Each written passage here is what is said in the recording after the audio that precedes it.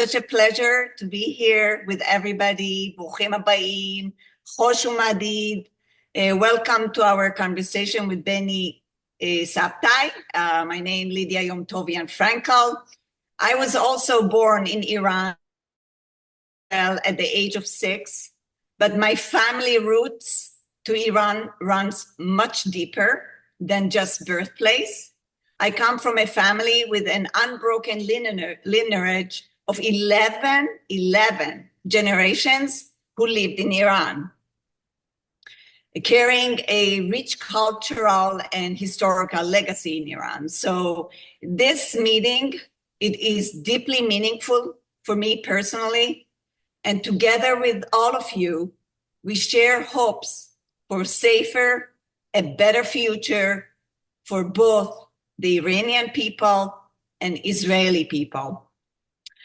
I'm also grateful for the incredible dedication of IEC National Council members across coast to coast this country, who strengthen our community voice and impact.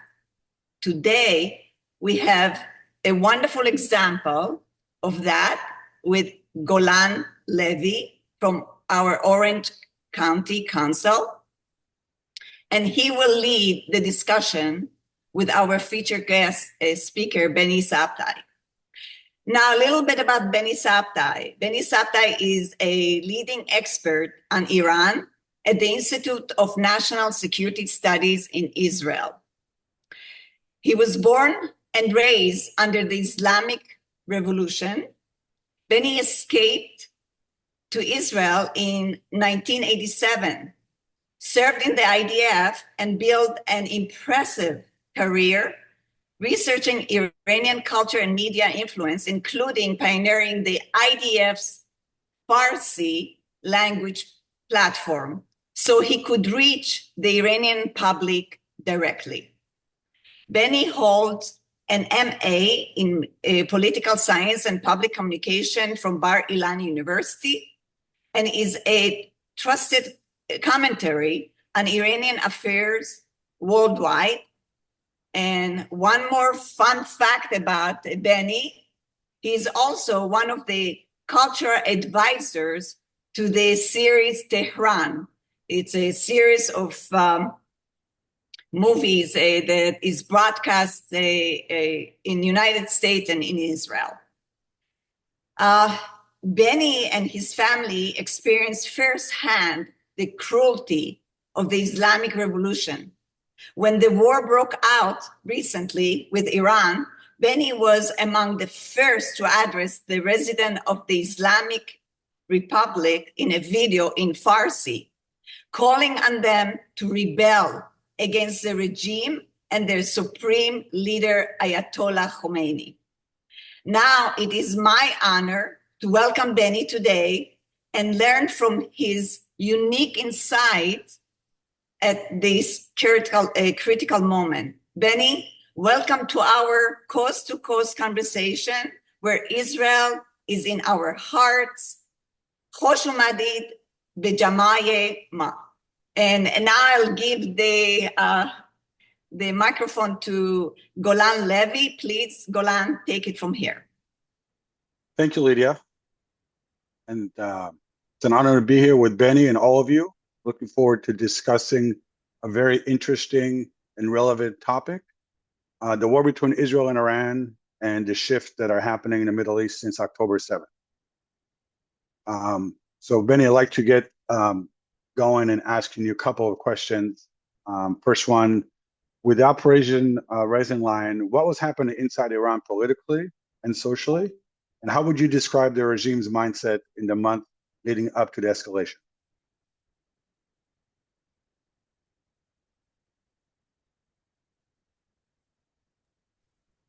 Okay, first of all, good night from this side of the world, and have a pleasant Sunday.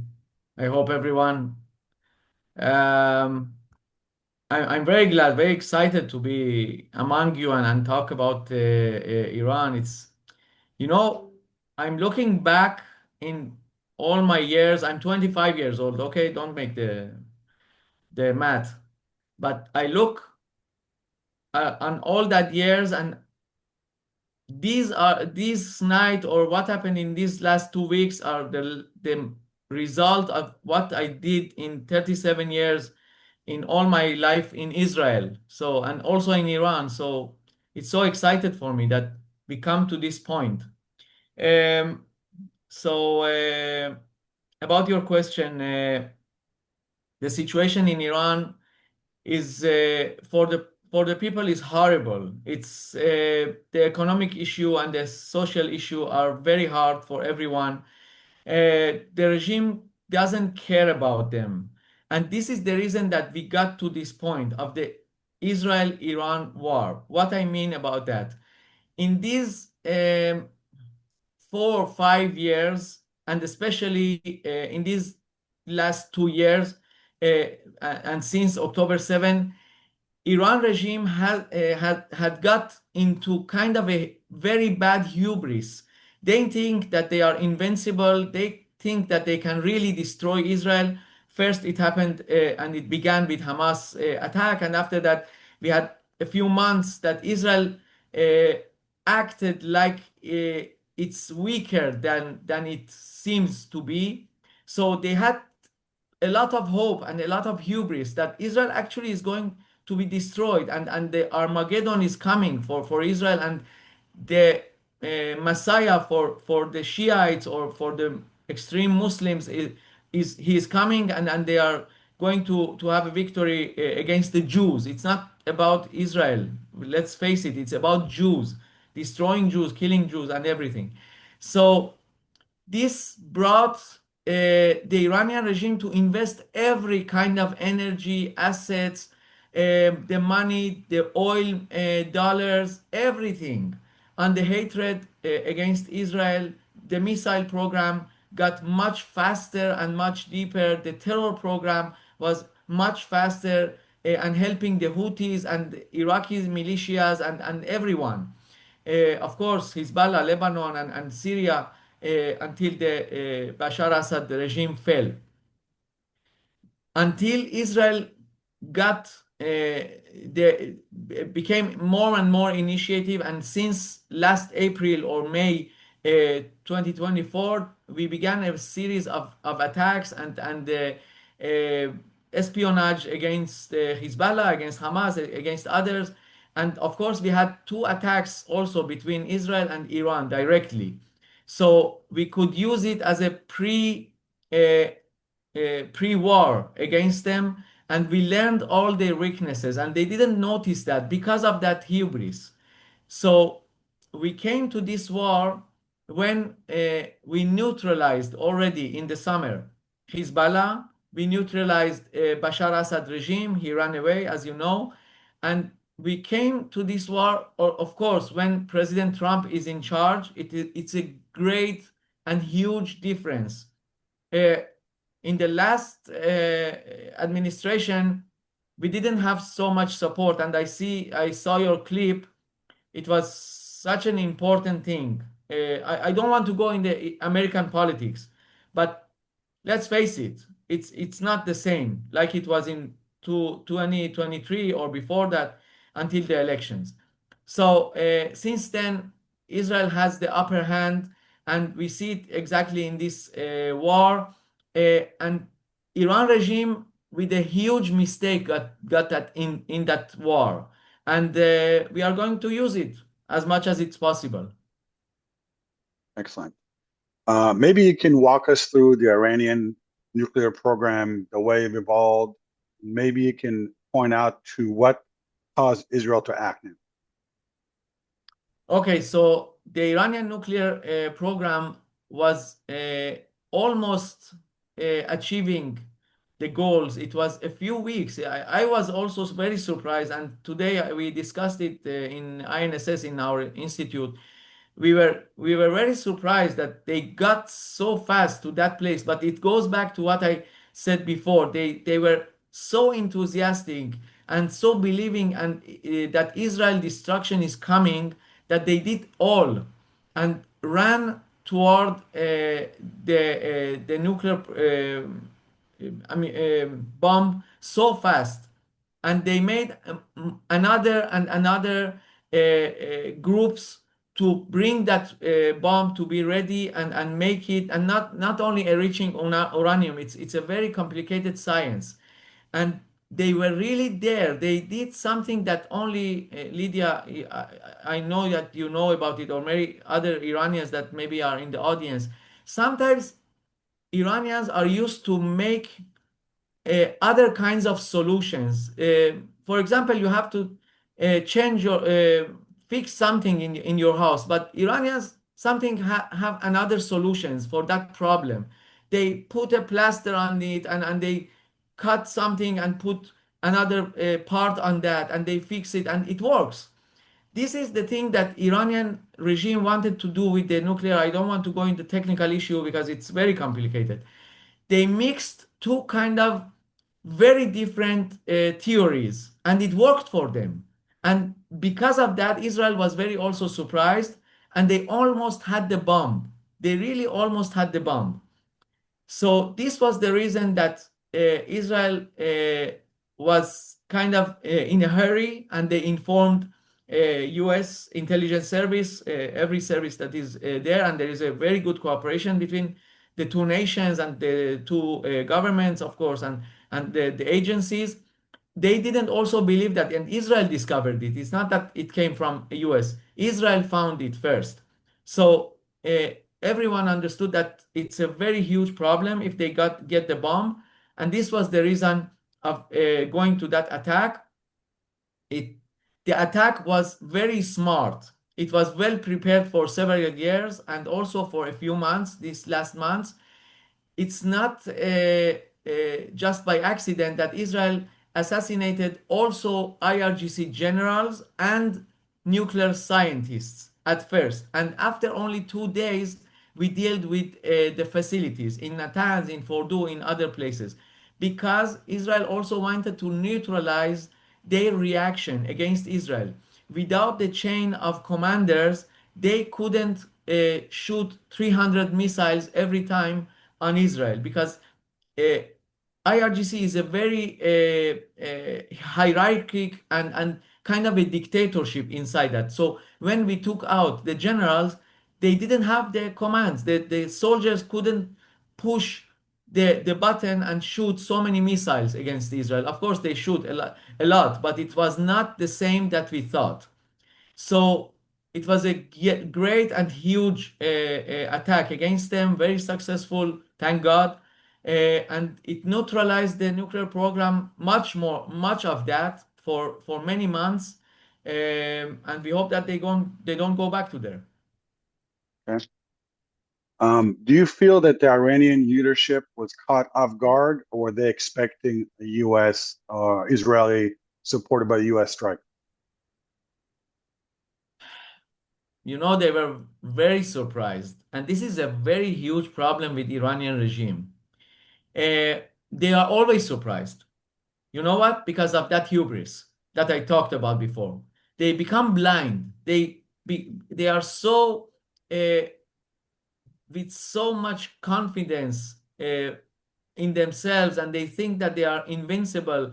And since they attacked Israel in April, and after that in October, they just began to lie to themselves. Actually, a few minutes ago, it was published in Washington Post, and Barak Ravid, if you know the reporter, that the Iranian senior generals and others, they began to lie to each other and to the leader, that they are so successful in the nuclear issue and the missile program. This is a very good position and point for Israel. When your enemy begins to lie to themselves, it's like what just happened to Nasser, to the leader of Egypt in the 60s. They began to lie to each other. And this was the reason of the successful war in Six-Day War. So the Iranian regime was very surprised how accurate was the intelligence and the information that Israel had about the houses of the senior generals, about the scientists. 2, 3 of them were with another woman. They weren't at house. So you can understand how much Israel knows about them. they were with another woman that their woman doesn't know about, and Israel knows. Okay, so I don't know. I don't want to warn anyone, but be careful with the Israeli intelligence service. Keep that in So mind.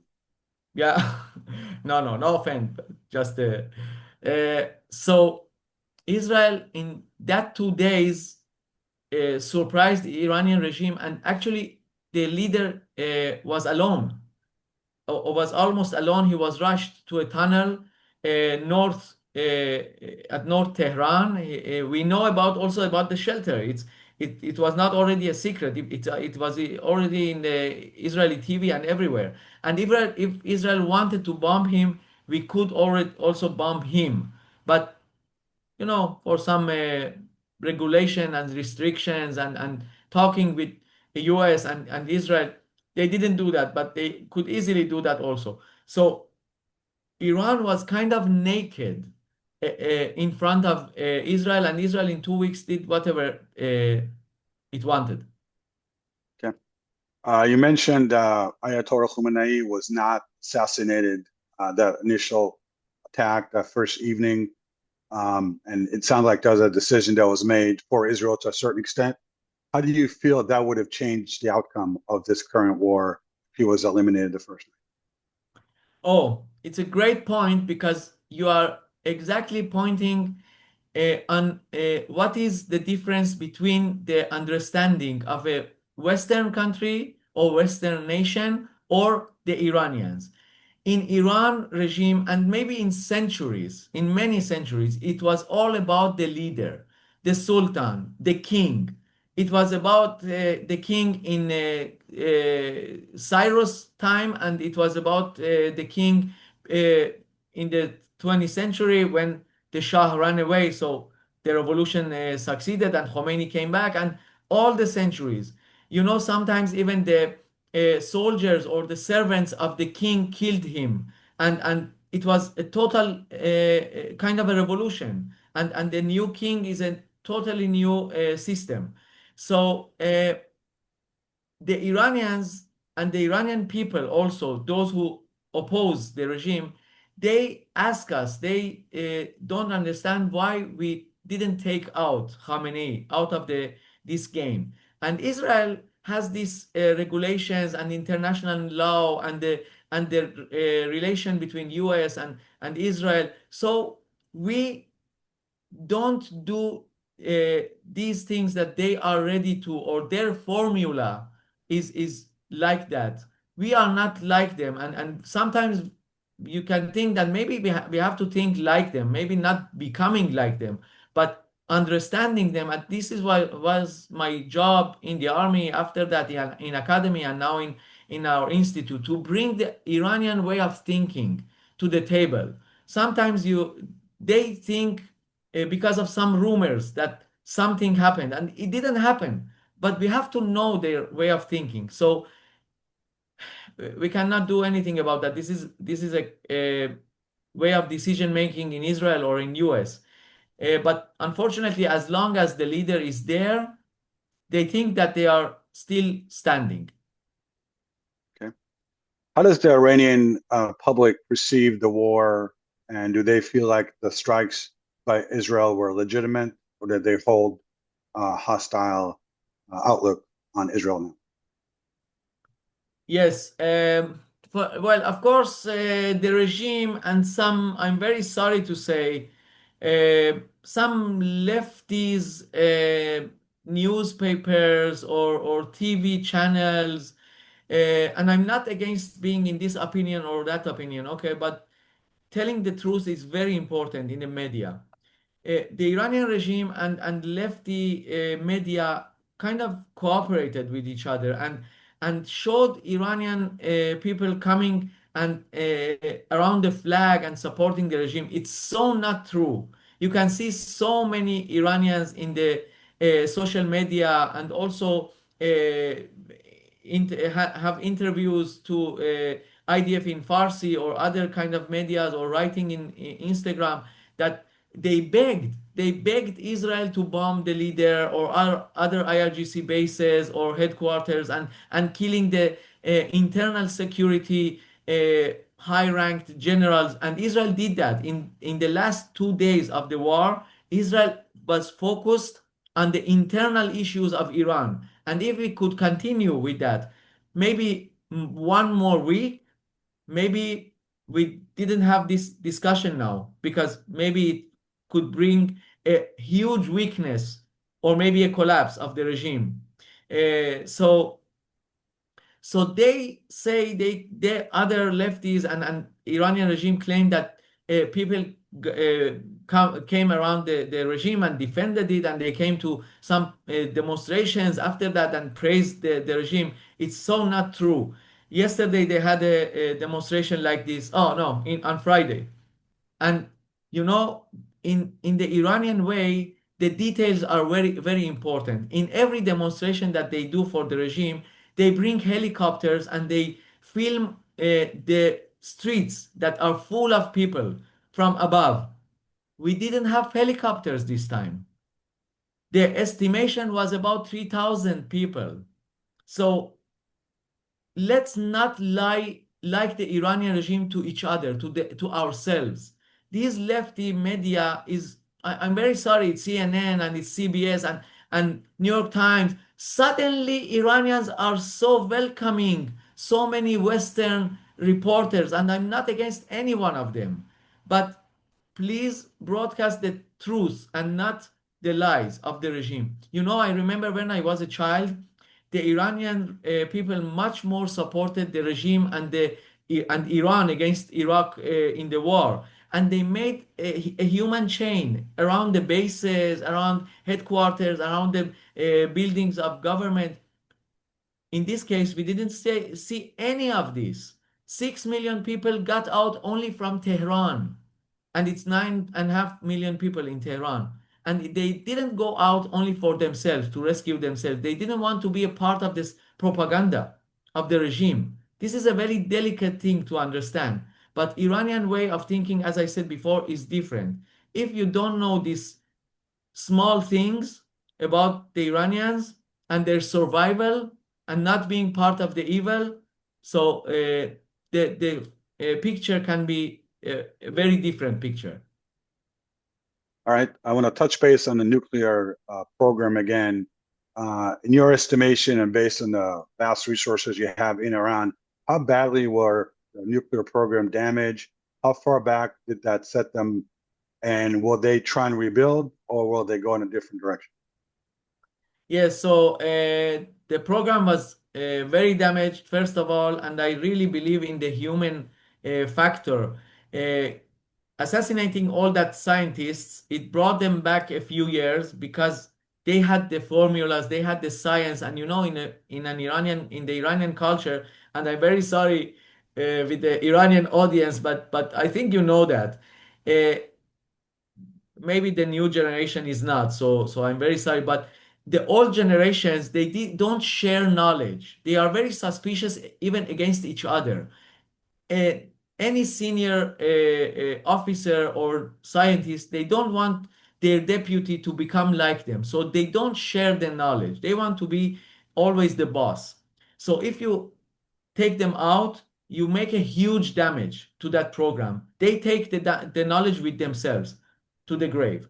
And also the facilities. So one can say it was totally destroyed. Someone can say it was 60%. One thing is very important about nuclear facilities. You cannot activate them even if there is a scratch on the wall, because there is radioactivity there, and it can be polluted, and people in all over the area can be like Chernobyl, like be hit by the radioactivity radiation. So they cannot play with that. And from in that point of the facilities, we also took them about 2.5 or 3 years back. This is what my boss, my manager in INSS told us today. This is the estimation. But the Iranians are very stubborn. We cannot forget that. They want to come back. Even yesterday, some satellite pictures show us that some of the scientists that remained alive, they came to the places, they want to check things. They just don't want to check. They want to rebuild it and they want to bring it back to life. So inspection and supervision of Israel, of US, of IAEA is very important, not to letting them go back. This was actually the Israeli problem in everything that Israel did in 30, 35 years, the peace with the Palestinians, the other programs, leaving Gaza. When you don't supervise them, they come back, they go wild. And this is the same thing about the Iran regime. If we don't watch them closely, they will come back. So we have to take care of about that. Okay. Two-part question. What can we expect to see in Iran over the next 6 to 12 months? And also, the Ayatollah recently came out during the war and put a list together of 3 potential successors. Maybe you can tell us a little about those 3 and what we can expect Iran to look like under their regime. Well, something about the people, we maybe expected them to come out and protest against the regime and be united with Israel and love the attacks. It didn't happen. We estimated that, when someone bombs you, you cannot come out and protest. So it was hard, but it can happen also in 1 or 2 months because they are suffering and they are going to suffer more and more. As I said before, there is a huge inflation, very high prices. The dollar price went up, and it's against all the world. In the whole world, it's coming down. The price of oil and everything is coming down, but in Iran, it's going up. And it's much harder for the Iranians, and they see that the regime has all the money and they live in palaces and they have all the food that they want and they go for trips abroad. So these things make them angry, not the Israeli bombing. We open them the door and they can come in, but it can take 2 months, 4 months, 1 week. We don't know that. So in 6 to 12 months, we can see a change. How that change can be, it's very hard to say. I myself, I'm a fan of that option, that what happened in the end of the Soviet Union, that some generals took over the regime, they changed it from inside. I'm sure that there are some IRGC generals who think of their own interest and also Iran as a country interest, it's the same for them, so that they can take over. It happened all the times, again, many centuries for many kings. And let's face it, the Ayatollah is kind of a king, a brutal king, not a positive king, but I cannot compare him to the last king, of course. And it doesn't mean that I'm in a favor of bringing back the kingdom or whatever the Iranians decide for themselves. It's good as long as it's not a terrorist regime again. So it can come from inside because the people are tired, they are kind of desperate. The minorities are another thing. They cannot rebel against the center. It never happened in Iran history. So and making Iran a piece by piece and apart, it's not a good idea also.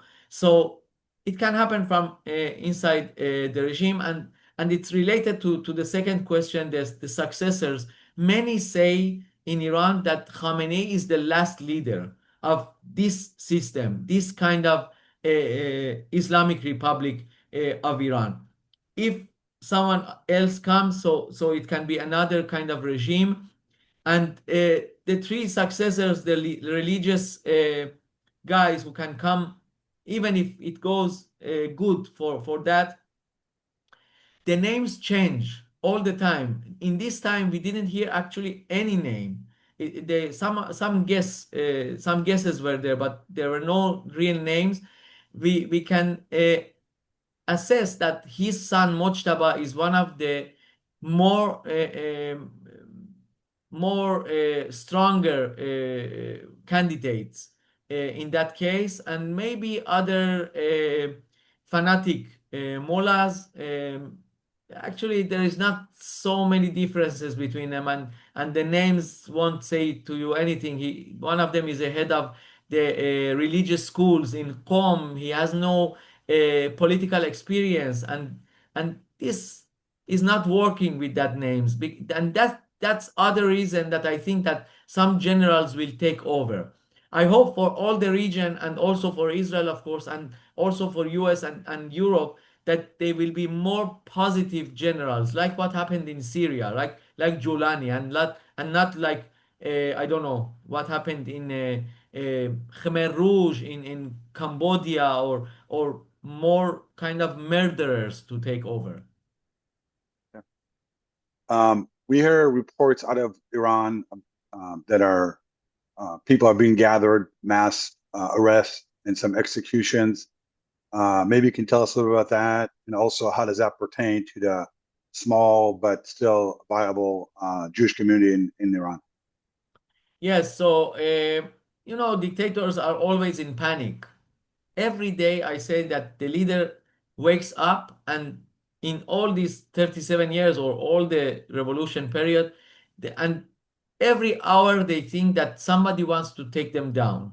So they are so in panic, and there are so many kind of intelligence services, 16 services, most of them against the Iranian people, and looking for spies or those who want to assassinate the leader or others, and also part of them against Israel or US. So now, of course, they are much more in panic because they understand that they were well penetrated and so many spies are in Iran. Let me make you sure. They arrested already 1,600 people. They hanged around 6 to 8 people already in these 3 4 days.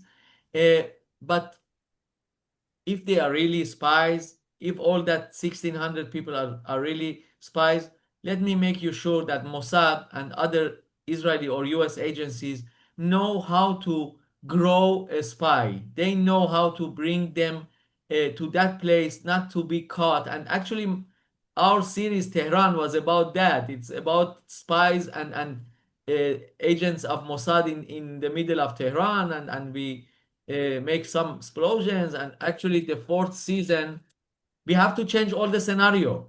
This war destroyed our scenario. We have to go back and write it again. We are so mad about Israel, so successful. It's not good for our series. So, no, just joking. So the thing is that they are just so in panic that they arrest everyone. In most cases, they are not Israeli spies, and Israel can do that again and again and again and activate them whenever they want. So because of the dictatorship and because of the suppression of the Iranian regime, there are so many volunteers for Mossad, for CIA, that it will never end. Israel has a Telegram channel and now also a Twitter to call the Iranians to join Mossad, being a spy or agent. I don't know what they call them.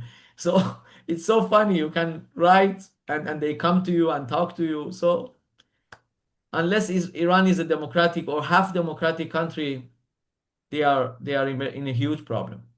I would say, Golan and Benny, there are many, many good questions in the chat. Golan, do you want to read some of them, or I can help this? I will ask one more question and I'll let you take over from Okay. there. All right. Benny, Which maybe number you we can tell are? us a little bit about how you and your family fled Iran when you were a teenager, and also if you were to have a chance in the future to travel back and visit, would you take advantage? Okay, we have 2 more hours. Yes, we can Yes. go. Yeah. Okay, very shortly. No, it's a very long story. I have 1.5 talk of hours talk about it. So okay, let's make it in 2 minutes. I was born in 1972, and when I was 7 years old, the revolution happened. It was a very brutal and violent revolution. The I'm very sorry to say, but the Iranian people in that day were very anti-Semitic, and maybe others can remember that even when Israel and Iran had relationships, but it was only on the surface. On the deep level, Iranians hated Israel and hated Jews, and it was a huge problem. We have to admit it. My mother almost was forced to convert to Islam in 74, before just long ago, before the revolution. And many other examples. I don't go there. But of course, I remember a little bit about the period before the revolution, the bars and boys and girls and students and the beaches, and we go to clubs, and everything was kind of happy. But of course, the Jews enjoyed that regime much more than the Muslims. But after that, because of the unity between the extremist leftists in Iran and the clerics, the religious establishment, they became united. It was a very rare thing. But just like what happened in the campuses in America, now I think about it. These two powers, they joined hand and they made the revolution. It was very violent because the clerics uh, brought that being martyrs theory in that days to the Iranian people. Some of them ran to the Shah soldiers, to the king soldiers. Even they were shot, but others came to that soldiers and beat them to death, just like it happened in October 7th. I'm very sorry to bring you back to that scenes, but I saw them already when I was 7 years old. After that, yes, the revolution was succeeded, and the Shah fled Iran, and Khomeini came back. In a few months, Iran became a non-democratic, and even a few freedoms that we had in Shah period, it was gone. Hijab, depression, many thousands of Jews and others also left Iran in the first year. They understood what is going to happen. We thought that we can live there, but the suppression became harder and harder. And also Iran-Iraq war, it was a very bad thing. I had my first missiles and bombing in Iran, and it's a very strange thing in these days, because the same places were bombed by Iraqis and now by Israelis. It's very strange thing, but we were so much more successful. Okay, don't have a doubt. But we tried to live there, but it was very hard. So my parents, after a series of brutal attacks against me, against my father, my hair was cut in the middle of street because it was just long, more or less like that. And my father was beaten, and also had they crushed to him when he was walking, and they came with their car. IRGC guys came with their car and crashed him, and he broke his leg and other places. And that's the moment that we understood that we have to run away from Iran. We uh, got connected to a smuggler. This is a regular thing that you do in Iran when you are a teenager. I was 13 years old, and we planned the flee, the running away from Iran. It was very similar to what happened in that Sally Field movie. Maybe you saw that, Not Without My Daughter. So in a cold night of January 87, we ran away through Iran-Iraq border, Iran-Pakistan border. He took us, and we walked for a night, and after that inside Pakistan, uh, driving until we got to a big city. And then there was a guy who worked also for the Jewish agency. They gave us tickets and fake passports, and a lot of bribe to the Pakistani soldiers and the airport. And we got out from there. It was very hard for my father, for my family. Many other Iranian Jews actually in US or Europe have similar stories. Maybe you heard about it.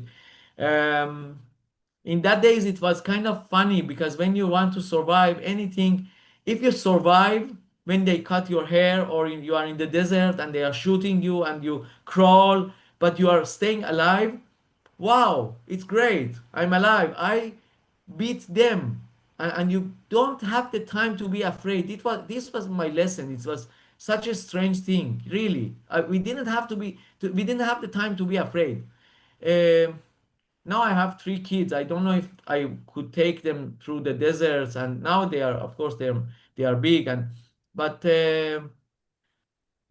it's different times now, and I'm very happy that we are here. We kissed the land when we got here, and since then it's just like a graph. Thank God we are going up. Not my stock market shares. They go down all the time. So if you have any advice for me, I'll be glad to have. Thank you. Thank you. Thank you. Golan, is it okay that I read some questions? Absolutely. All right. So I'm going to try to combine some. So there were some questions. The first question came, and you may have answered some parts of it. Is there any chance to overthrow the Ayatollah or or really the next future? But many people are asking about Crown Prince Pahlavi, and where does he play a part? He actually attended our last summit in Washington. A lot of expectations, but different opinions. Yes. Can he help create the change? Who asked that? Well, people in a group, people. No, one name you said. Oh, Reza Pahlavi. No, the one who asked the first. No, never mind. Okay. Oh, Ayatollah. The first question came was, do you see any chance of an overthrow of the Ayatollah by any counterparty in Iran? What Yeah. would I think I answered that in another way, but okay, I do it from another angle. There is a huge chance. The Iranian people are against the regime. You cannot not seeing that. 80% of the Iranian people didn't come to vote for the last presidential elections. It doesn't mean that they love the regime. If they didn't even come to the elections and put white papers or something, they didn't come to vote. This is the passive way to resist the regime, but they don't want them. 50%, according to a poll of Israeli Foreign Ministry, according to their poll that they did it somehow, but it's an accurate poll. It's a real poll, not the internet poll. Inside Iran, by kind of a way, 3 years ago, 50% of the Iranians not hate Jews or Israel or even love Israel. It's a very important thing. The moment that they are not anti-Semitic, it's a great hope for change. And many other datas.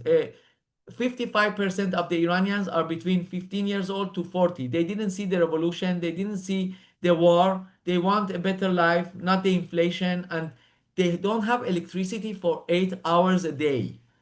They are living in 17th century, and they see in Instagram their friends, their uncle, I don't know who, in America, in Israel, everyone is happy, not only the Jews, not only the Jews.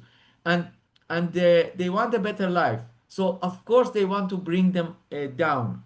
The problem is that they don't have any organization and they don't have leadership. Some of the leaders are inside the jail, some of them are dead or in exile. And the crown prince, that I like him a lot, he's also one of them. About him especially, he has a great part in Iranian hearts. I don't exaggerate, really. They love him a lot. In the last Nowruz, the last New Year's of the Iranians in March, we saw in a lot of places, ancient places, people sing for him and ancient songs and a lot. I don't want to go and exaggerate about it, but thousands and tens of thousands. I'm sure that they love him, but it's only from the romantic place.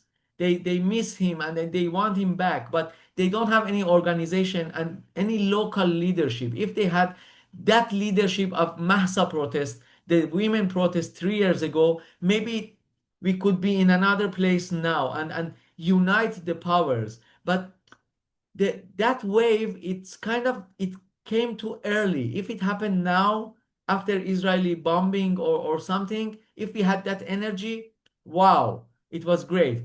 I hope that he can activate some local leaders, because if it not, like just like the revolution, it didn't began with Khomeini. It began from inside, from that lefties, from that romantic students. I don't know, other groups from Bazaar. The Bazaar today they don't have the power like they had.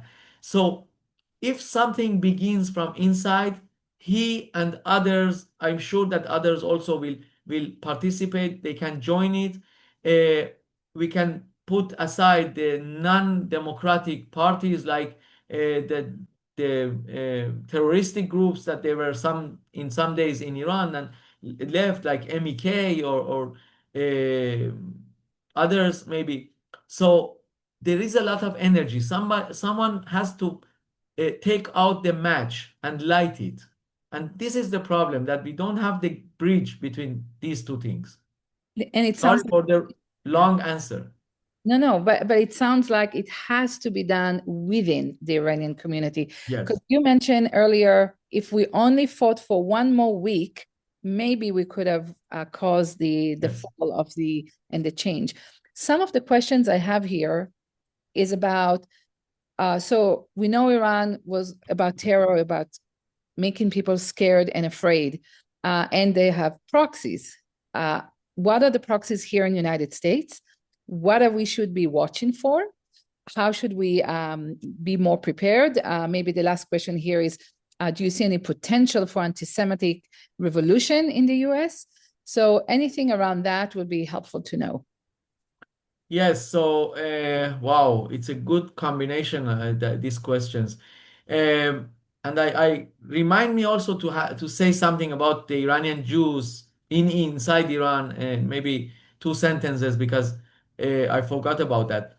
So about the activities of Iran regime, the proxies in Middle East are contained, are neutralized.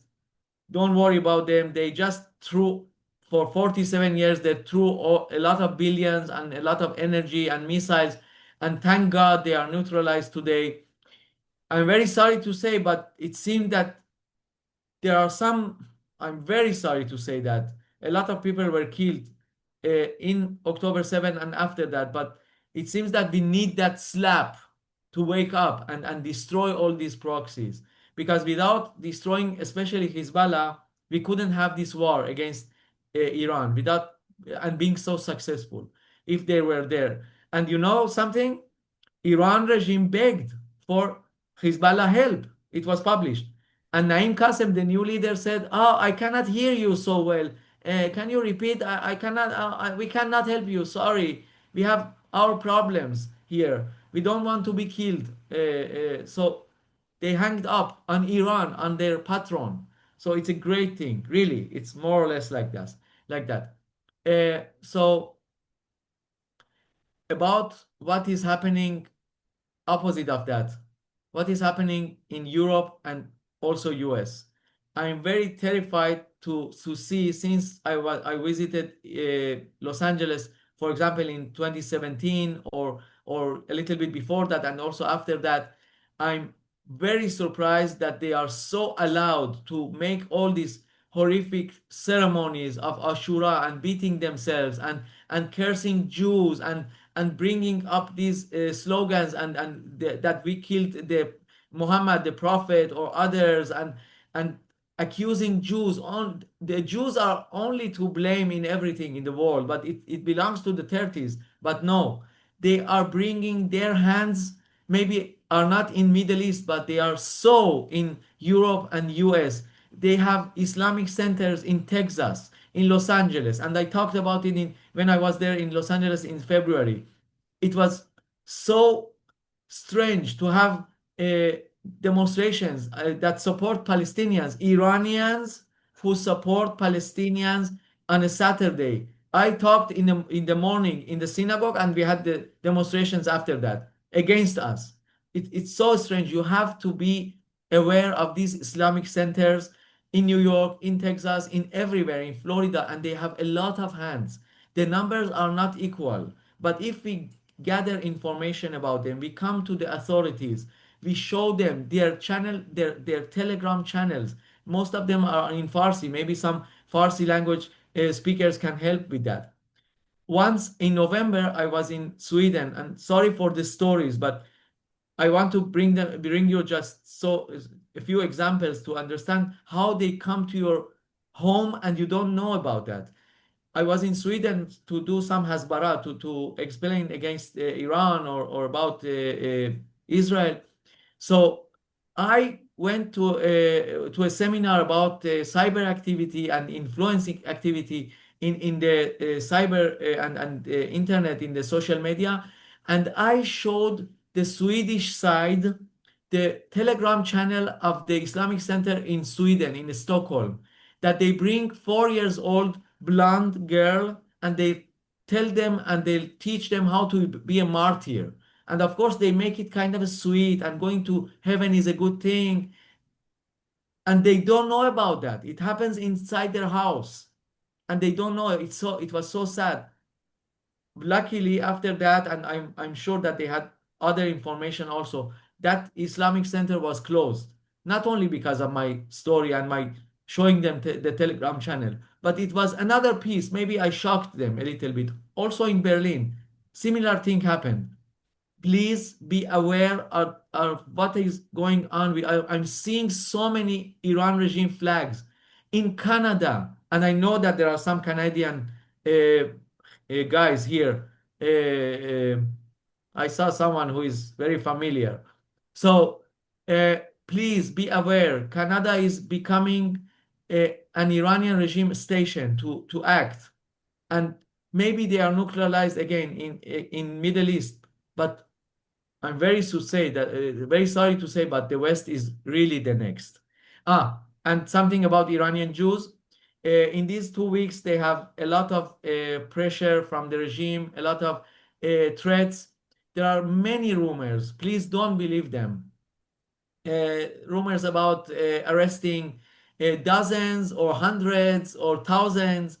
Most of them are not true. Maybe they arrested about 12 to 15 guys, as I know from a more reliable source. Maybe I mistake also, but I think my sources were more reliable. And most of them also released, as I know from 2 3 hours ago. And the Jewish community in Iran has a very strange kind of actions. In these last days, they made a lot of ceremonies for the regime and against Israel, and praised the Iranian regime and attacks against Israel, and condemned Israeli attacks. You know, they want to survive, but I wish that they could immigrate, get out of Iran. It's not a positive country, and it gets worse and worse. It's just like what happened for me and my family. In the 79, 80, it was better. 87, it was much worse, and it's getting worse more and more. I hope for all of them to come out. Okay, I have it. I have two questions. Well, one, Udi Weiser was asking, this is like the why, like why have a country, succeed, what do you want from us? We are at the 0.2, leave us alone. Wow. But is the Iranian Islamic Republic concerned more about Israel as a state or Jews as a global nation? I understand that Udi didn't listen to me Well, it some was like parts. 50 minutes ago. No. Maybe. Oh, I have a story about that, so why not? Okay, sure. In 2017, I was asked after we established the IDF in Persian, in Farsi. Accidentally, there was a meeting between the chief of staff of that days of Israel. Wow, suddenly I forget the name of him. Before Gantz.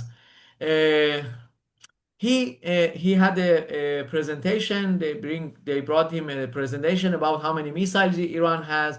Gadi Eisenkot. Gadi Eisenkot.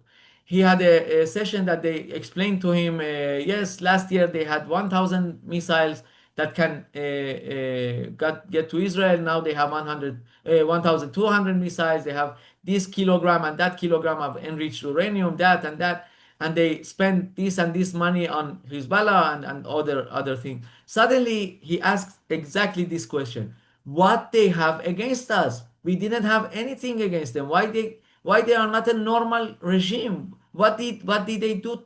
What did they we us did to them? And I heard stories about cooperation, 60s and 70s, and they were a little confused, and they said, we have this Beni, he's a little strange, but he's from Iran, maybe he can explain to you. And I had a presentation about the Iranian regime anti-Semitism, and it's really against Jews. It's not about Israel. I got in my hands the book Mein Kampf, translated to Farsi. It was published again in Iran since the revolution, and they give it you free in mosques, in schools, the Zionist protocols, and every other anti-Semitic content. You know how much anti-Semitic articles were written since October 7th? And the old anti-Semitic stories and word that we killed Prophet Muhammad, and we are the sons of Satan and Eve, uh, when they were kicked out of the paradise. And wow, I never heard about them since I was 8 or 9 years old, when the revolution was very fresh, and they brought all these stories back. It's all about anti-Semitism. This is what I'm talking about that is happening in New York, in Texas, in Miami, in Washington, in Los Angeles. These demonstrations are not about Ashura, are not about beating only themselves and only supporting the Palestinian issue. Mhm. You know what? I wish for them that they had that thing that Ben Gurion had, that when the UN gave them in 47, gave the Jews a half a country that we have here now, he said thank you very much and take it, and took it, and he didn't argue with that. He didn't say all or not nothing. He took, and they don't take. They don't want us here, not here and not anywhere. So it's all about anti-Semitic. When you see that demonstrations in every city there, and you said that you have branches everywhere in US, please follow these things. I know that I'm kind of sending you to a mission. No, of course, do it wisely and not doing anything Well, against the law.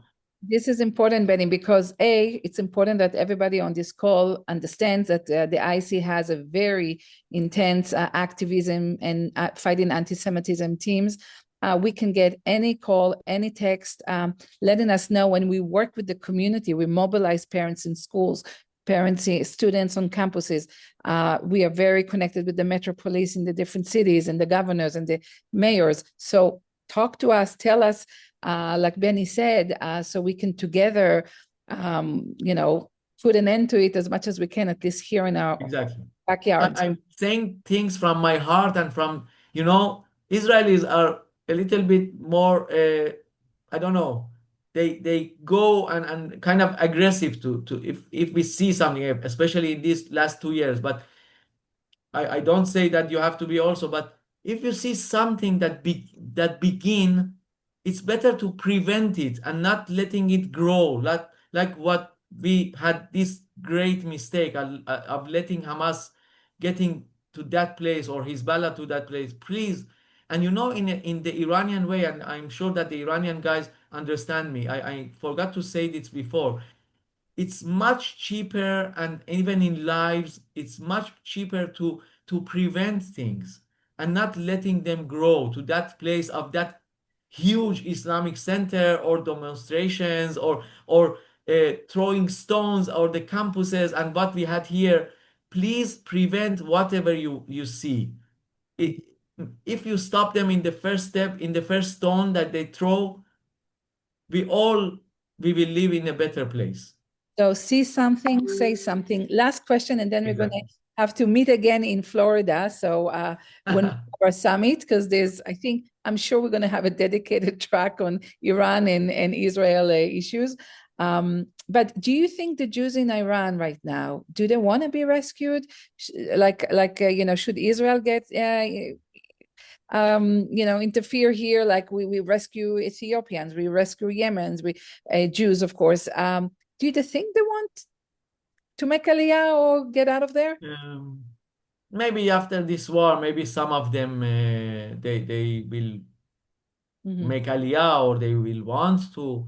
They know all about it, they know all the details. They have relatives here and also in US. They can decide if it's good, but I don't know. It's not a good thing to interfere in that thing, because some of the Jews also, they will have more pressure after that.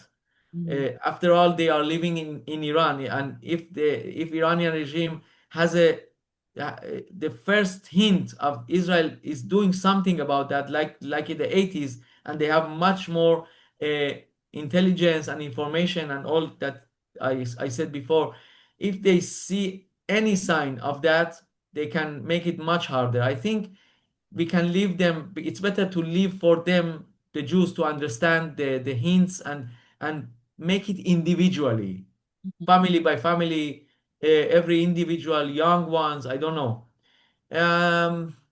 Thank you. I hope that they make it safely.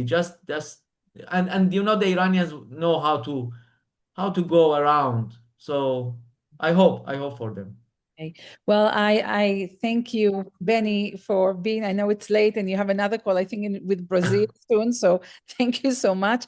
Thank you, Golan Levy, our council member from Orange County. I thank you, Lydia Frankel, I always call you, from Cleveland, a national board member. Thanks, Meital, for getting us here on the logistics. Thank you all for coming. Reminding you, we're all going to meet in Florida, January 15th, 3 days full of love for Israel and America and support for one another. We hope to see you all. Toda rabba, and have a wonderful week and a month. Thank you. Toda, Daily Mamnon. Good night, Ariel. Tov.